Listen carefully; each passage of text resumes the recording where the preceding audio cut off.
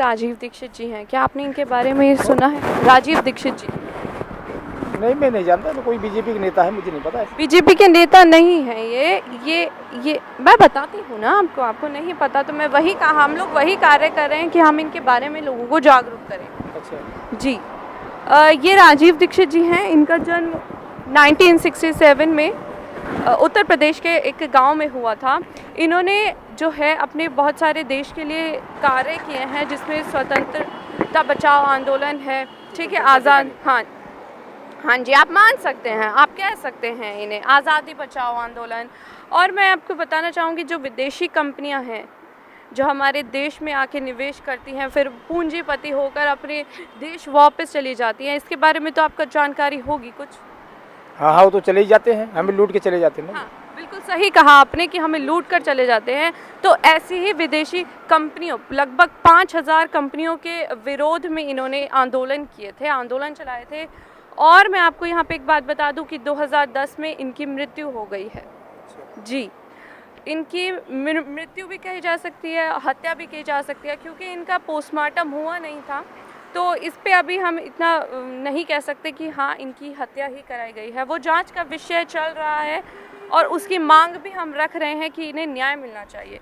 और आपको बता दूं यहाँ पर कि इन्होंने जो है एलोपैथिक, जो आयुर्वेदिक दवाइयाँ होती हैं, उनको भी बहुत बड़े ज्ञाता रहे हैं, उनको भी लोगों तक पहुंचाया है कि आप किस तरह से अपने जीवन में हेल्थ के ऊपर अपने सुधार कर सकते हैं, ताकि लोग जो हैं वो विदेशी कंपनियों से बचें। और अपने देश में इतना सब कुछ है, आप जानते ही होंगे कि आज भी लोग, पतंजलि का नाम तो सुना ही होगा आपने, रामदेव। हाँ जी, तो वो मैं बता दूं कि पतंजलि जो है इन्हीं की देन थी।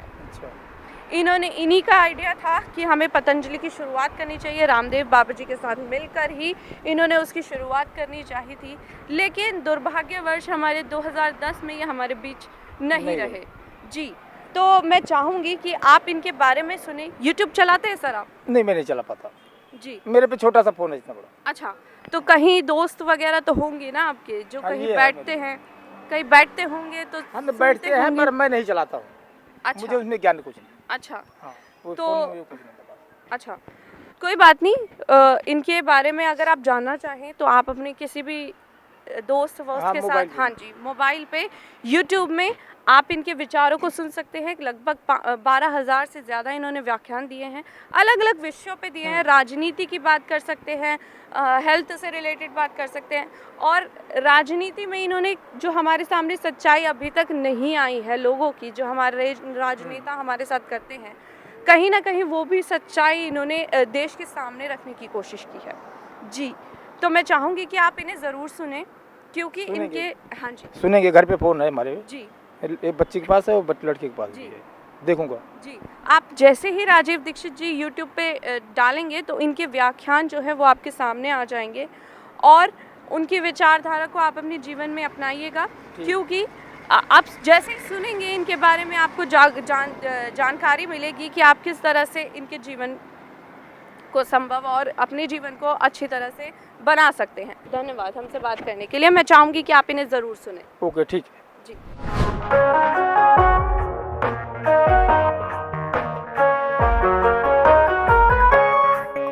दोस्तों, सबसे पहले तो चैनल सब्सक्राइब करें, फिर लाइक, कमेंट और शेयर करें।